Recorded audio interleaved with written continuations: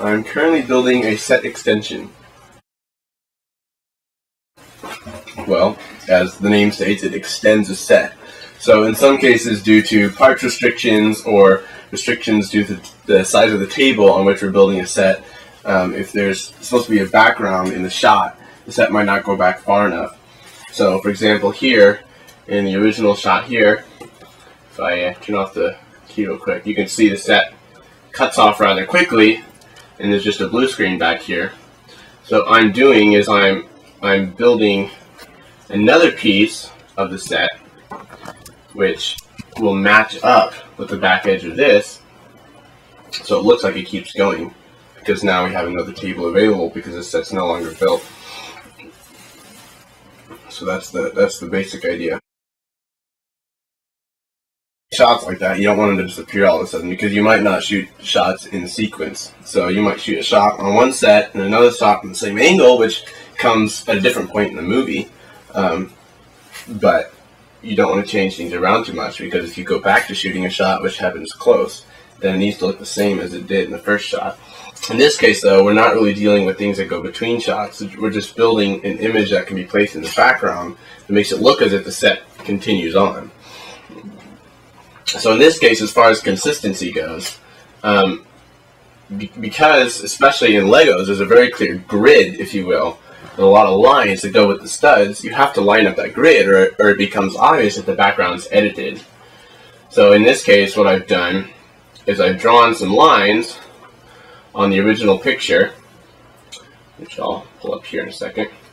That's just the original picture, and I've drawn some lines going with the studs, which kind of show me where the road's going, where the vanishing point is. It shows me where the gates are, so I know, so I don't have to build too far past them, because that would be unnecessary work. And it shows me kind of a horizon where the edge of the set ends. So if I go back to the other picture, I can use those same lines, which stay in the same spot on the screen. I can line up the front edge for the horizon.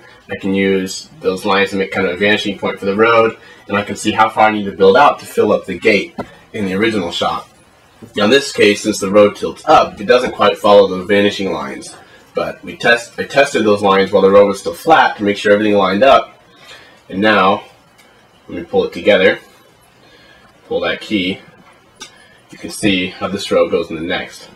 The one thing you might notice is that the coloring looks different. This one's kind of bright, this one's almost a little bluish. But before we take the final shot, we'll adjust the lighting to make it match as closely as possible. And then in post-production, color correction effects can be added so it looks like it's all one road going back. And in the end, you'll never know that it wasn't just one big old set. Well, are you speaking of the extensions in this case? Building a regular set can totally vary. For example, Greg over there is on a pretty small dungeon set. Sometimes we build enormous outdoor sets. This set up here in the front that you see in the original picture was a reasonably big set. Big enough that on our big 6-foot by 6-foot table there wasn't room to build what we need to see in the back. In this case, building the extension is a little different because we're not just building it originally, we're building it specifically to match with the original set. And really kind of the first half of the job is getting it lined up, as I said, because you might build what you think looks like it's about the perspective, and then when you turn the camera on, it doesn't line up at all. So getting the right perspective can be tricky, and as you can see, we ended up pretty far back and it looks very flat, even though from above it's a very large area. So getting the perspective is really the first tricky part of the job. But then after that, we really kind of build the set from the eye of the camera, because since we know we're going to see it from this exact angle, we don't really need to build any more than what we see. So that's why I have, for example, these blue lines here on the post, because past those posts, there's no reason to build anything there because we're not going to see it. So when I go back to this view, I can just keep walking through the camera and make sure what I build doesn't go past those, so we're not wasting time or work.